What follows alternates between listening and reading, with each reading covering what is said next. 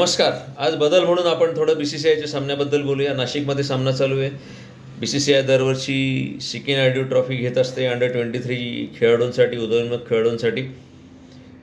महाराष्ट्र विरुद्ध सौराष्ट्र हा सामना चालू आहे. 2 दिवस झालेले आहेत. 4 दिवसीय सामना आहे आणि 2 दिवसानंतर सामना अतिशय रंगतदार अवस्थेत आहे. दोन्ही संघांना समसमान संधी आहे असं आत्ता तरी वाटतंय. दुसऱ्या दिवसाखेर पहिल्या दिवसाचा अतिशय थोडक्यात आढावा बघू आपण आधी. पहिल्या दिवशी प्रथम फलंदाजी करताना सौराष्ट्राने 8 बाद 229 धावा केल्या. त्याच्यात शुभम मैडनी 4 बळी घेतले आणि हंगरगेकरने 2 बळी घेतले. एक वेळ सौराष्ट्राची अवस्था 7 बाद 132 होती, पण मौरे घोगरी आणि तीर्थराज सिंग जडेजानी 92 धावांची जोरदार भागीदारी करून सौराष्ट्राला सावरलं. जडेजा शेवटी आऊट झाला, तीर्थराज सिंग जडेजा, पण मौरे घोगरी मात्र नाबाद होता. मौरे घोगरीने दुसऱ्या दिवशी सकाळी परत तळाच्या 2 फलंदाजांना बरोबर घेत स्वतःचं वैयक्तिक अर्धशतक केलं. 23 धावांची संघाच्या धावसंख्येत भर घातली आणि हंगरगेकरने मात्र दोन्ही फलंदाजांना बोल्ड काढून शेवटी मौरे घोगरीलाच 106 धावांवर बोल्ड काढून 252 सौराष्ट्राचा डाव आटोपला. पहिला तास बऱ्यापैकी शांततेत गेला. दुसऱ्या तासाची सुरुवात मात्र जोरदार झाली. अतिशय आक्रमक सुरुवात केली महाराष्ट्राच्या ओपनर्सनी, सलामी बल्लेबाजांनी, सलामीच्या फलंदाजांनी, सलामीवीरांनी, नीरज जोशी आणि अनिरुद्ध साबळेनी. विशेषतः नीरज जोशींनी फक्त 34 चेंडूत 36 धावा केल्यामुळे 12व्या षटकातच 55 धावा झाल्या होत्या, पण नीरज जोशी 34 चेंडूत 36 धावा करून बाद झाला. 11.5 षटकात 1 बाद 55. नंतर साबळे देखील 17 धावांवर बाद झाला. त्याच्यामुळे लंचला उपहाराला दुसऱ्या दिवशी 2 बाद 63 अशी धावसंख्या झाली. लंचनंतर उपहारानंतर उपकर्णधार दिग्विजय पाटील 8 बाद झाला. किरण चोरमळे 6 बाद झाला. 4 बाद 84. इथून पुढे कर्णधार सचिन धसला चांगली साथ मिळाली. आक्रमक डावखुरा साहिल अवताडेची 23 धावा केल्या त्यांनी आणि 56 धावांची त्यांची भागीदारी केली आणि 30 या डावातली सर्वोच्च भागीदारी ठरली. नंतर अवताडेनंतर अनुराग कवडेनी थोड्या वेळ साथ दिली यष्टीरक्षकांनी. सचिन धसला, त्यामुळे चहापानापर्यंत 5 बाद 164 अशी धावसंख्या झाली होती महाराष्ट्राची. चहापानानंतर मात्र लगेचच अनुराग कवडे आणि अजय बोर्डेला पाठोपाठ बाद केलं 8 आणि 2 धावांवर. त्याच्यानंतर 49 धावांवर नाबाद असलेला सचिन धस 51 धावाकडून लगेचच बाद झाला अर्धशतक झळकवल्यानंतर. त्याच्यामुळे महाराष्ट्राची अवस्था 5 बाद 164 वरनं 8 बाद 172 अशी झाली आणि पाहुण्यांनी झटपट गुंडाळलं. 183 धावातच हंगरगेकरला आणि शुभम मैडला जास्त खेळून दिलं नाही त्यांनी उरलेल्या फलंदाजांना आणि अतिशय महत्त्वपूर्ण अशी 69 धावांची आघाडी घेतली पहिल्या डावात. दुसऱ्या डावाची सुरुवात मात्र अतिशय सनसनाटी झाली. राजवर्धन हंगरगेकर जलदगती गोलंदाज, भारताकडनं खेळायची अपेक्षा असलेला, IPLमध्ये खेळत असलेला राजवर्धन हंगरगेकरनी पाहुण्यांना जोरदार धक्के देत दुसऱ्या आणि चौथ्या षटकात एक बळी घेतला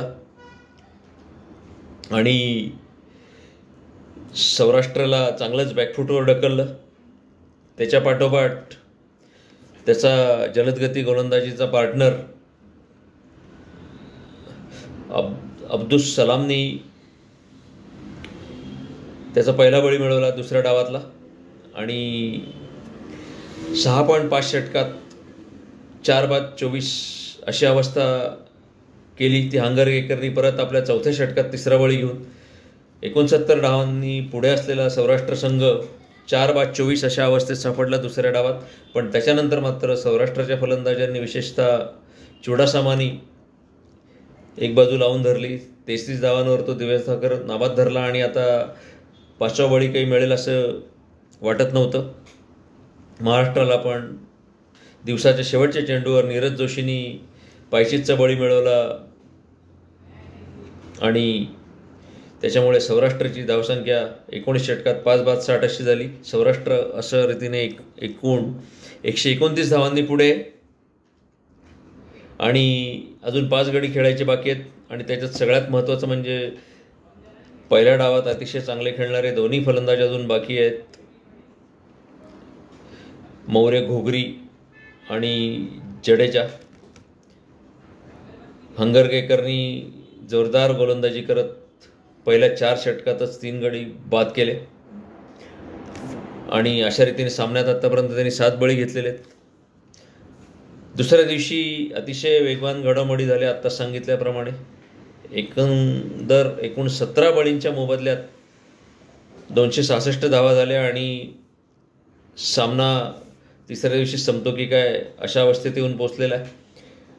5 गडी सौराष्ट्राचे, त्याच्यात जे 2 मुख्य फलंदाज आहेत बाकी, ज्यांनी पहिल्या डावात चांगला खेळ केला, 92 धावांची पार्टनरशिप करून सौराष्ट्राला सावरलं, ते बाकी आहेत. त्यांना जर झटपट महाराष्ट्र बाद करू शकला तर अजूनही महाराष्ट्राला चांगल्या विजयाची संधी आहे. पण हे दोघं जर चिकटले तर खेळपट्टीवर ठाण मांडून जर त्यांनी 2-3 तास फलंदाजी करू शकले तर सौराष्ट्राला चांगली धावसंख्या उभारता येईल दुसऱ्या डावात देखील आणि 250-200च्या पुढे कदाचित आव्हान देता येईल महाराष्ट्राला. सध्या तरी स्पिनर्स गाजवत आहेत सामना, पण स्पिनर्सला खेळपट्टी साथ देते असं वाटत असतानाच हंगरगेकरनी जोरदार हंगामा केला आणि 4 षटकात 3 बळी मिळवले आत्ता सांगितल्याप्रमाणे. तर तिसऱ्या दिवशी बघूया काय होतं आहे. सौराष्ट्र जास्तीत जास्त किती धावा जोडतोय, त्याच्या 129च्या आघाडीत. अजून 5 गडी बाकी आहेत. उरलेले 5 गडी झटपट बाद करून महाराष्ट्र चौथ्या डावातलं विजयी लक्ष्य पार करू शकेल का, हा अतिशय औत्सुक्याचा विषय होईल. कारण पहिल्या डावात विशेष चांगली फलंदाजी झाली नाही. 51 धावा सर्वाधिक केल्या कर्णधार सचिन दसनी, 34 धावा केल्या नीरज जोशीनी. तर अशा रीतीने अतिशय इंटरेस्टिंग वळणावर आहे हा सामना. बघूया तिसऱ्या दिवशी काय होतं आहे. आपण भेटूच तिसऱ्या दिवसाच्या समालोचनासह. तोपर्यंत नमस्कार. मी विवेक केतकर आपली रजा घेतो.